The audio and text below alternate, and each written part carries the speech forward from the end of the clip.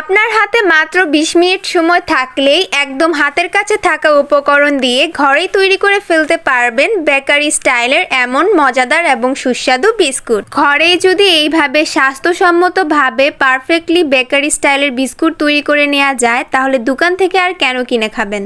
এই ঘরোয়া বিস্কুটটি খেতে ভীষণ মজার হয় আর খুবই কম সময়ে কম উপকরণে তৈরি করা যায়। তাহলে আজকের রেসিপি আমি এখানেই শুরু করছি। আর আমার এই ভিডিওটি কে কোথা থেকে দেখছেন অবশ্যই কমেন্ট করে জানাবেন। ভিডিও শুরু করার আগে আপনার কাছে আমার অনুরোধ, আমার ভিডিওতে একটা লাইক করে দিবেন।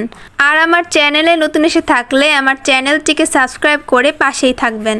বন্ধুরা, আপনাদের একটা লাইকই কিন্তু আমাকে উৎসাহ করে পরবর্তীতে আরো নতুন মজার ভিডিও দেওয়ার জন্য। বিসমিল্লাহ। রেসিপি শুরু করার জন্য আমি প্রথমে একটা ছাঁকনিতে 1 কাপ পরিমাণ আটা নিয়ে নিয়েছি।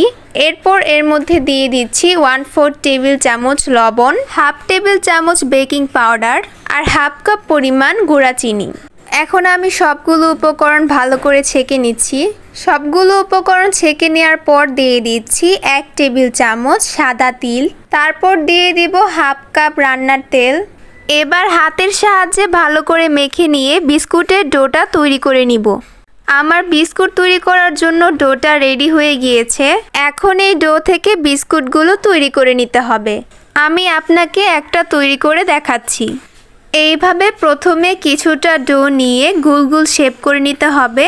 তারপর বিস্কুটের জন্য আমি লম্বাটে শেপ দিব, ওই শেপে করে নিচ্ছি। আপনি চাইলে আপনার পছন্দ অনুযায়ী শেপ দিতে পারেন। আমি আজকে এরকম লম্বাটে করেই বিস্কুটগুলো তৈরি করে নিব। এইভাবে আমি সবগুলো বিস্কুট তৈরি করে নিয়েছি। এখন বিস্কুটগুলো বেক করার জন্য আমি একটা স্টিলের প্লেটে অল্প পরিমাণ তেল ব্রাশ করে এর উপর বিস্কুটগুলো এইভাবে দিয়ে দিলাম। এবার বিস্কুটগুলোর উপর একটা কাঠির সাহায্যে এইভাবে ছিদ্র করে নিচ্ছি। আপনি চাইলে এটা স্কিপও করতে পারেন, এটা কিন্তু পুরাই অপশনাল।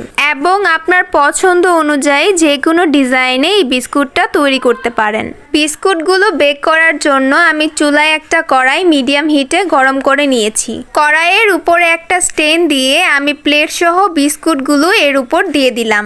এবার ঢাকনা দিয়ে ঢেকে মিডিয়াম টু লো আঁচে আমি রেখে দিব 10 থেকে 15 মিনিটের জন্য। আমার বিস্কুটগুলো বেক করা হয়ে গিয়েছে।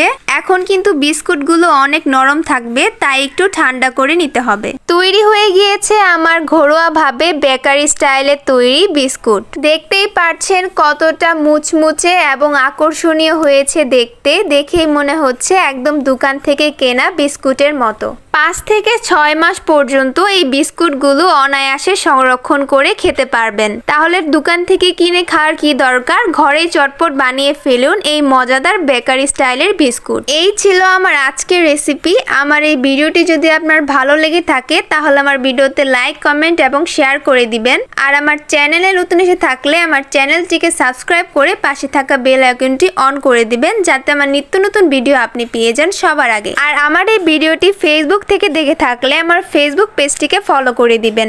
আজ এই পর্যন্তই, দেখা হবে আবার ইনশাল্লাহ নেক্সট ভিডিওতে। আল্লাহ হাফেজ।